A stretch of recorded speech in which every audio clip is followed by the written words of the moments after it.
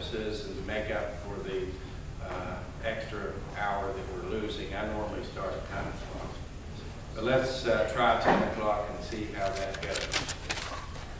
Okay, anything further before we turn to the motion for summary judgment? No, Your Honor, not on the contestant. Anything, Mr. Carey? No, Your Honor. All right, the court has reviewed the submissions in regard to the motion for summary judgment, and I understand, Mr. Payton, that you have asked for not additional time, but the allotted time pursuant to the rule to investigate the matter and to properly respond. Is that still your posture?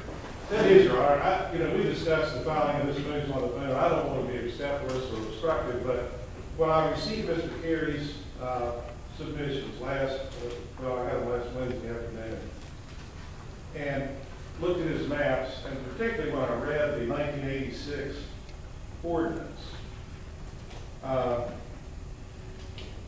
it describes the magisterial district boundaries and the precinct boundaries, and the court may have looked at these, and the area that's in question is near the confluence of the boundary lines of districts 3, 4, and 5, where the dividing line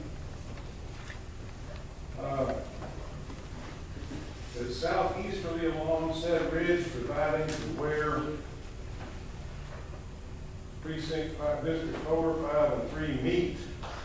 And it defines itself, thence with the District 5 and 3 lines southeastern along the dividing ridge to the Lincoln-Boone County line. And it's not really, I was under the assumptions of the mother of all screw-ups when I read the surveyor's affidavit that this ordinance had a meets and bounds description that I could put in a CAD system in a computer and replicate with some degree of accuracy. But apparently the question is, at least with regard to Mr.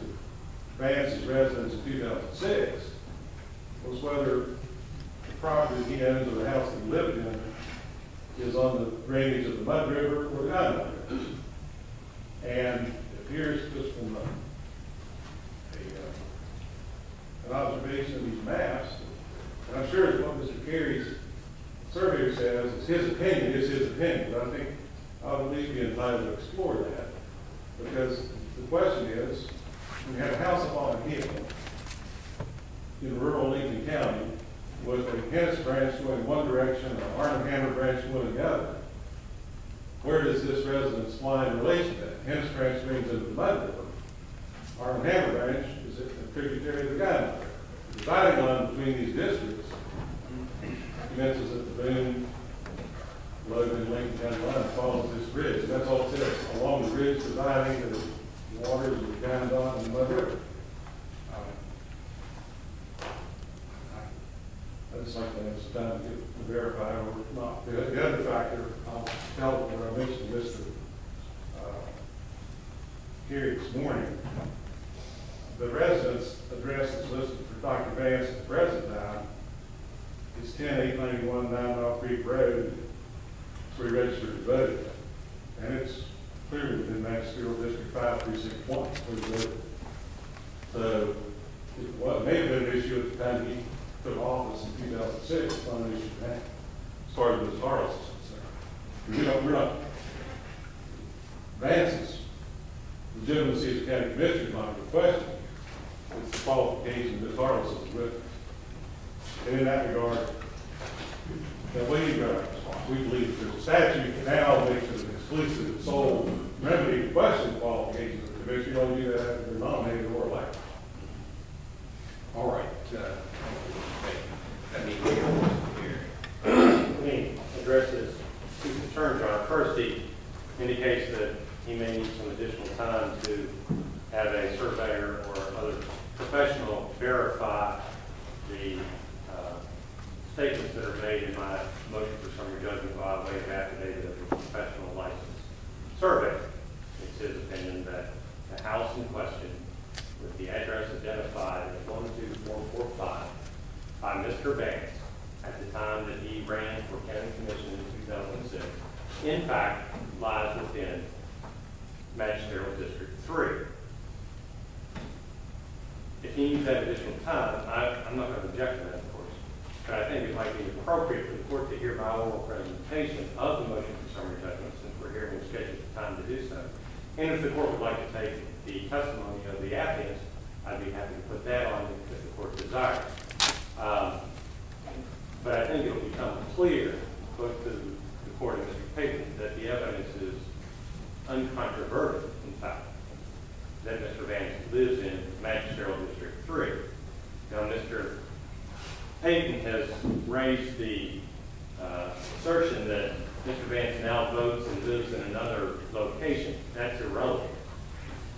As we set forth in our motion for summary judgment, the West Virginia Supreme Court has made abundantly clear that a member of the county commission, and this is in the Burkhart v. Sign case, a member of the county commission is deemed to be elected from the magisterial district in which that person resides on the date the person is elected to serve on the county commission. That is the date of the general election.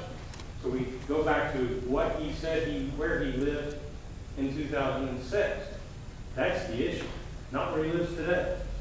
Because the court went on to say the elected commissioner carries that magisterial district from which he or she is elected with him throughout the entire 6-year term of office.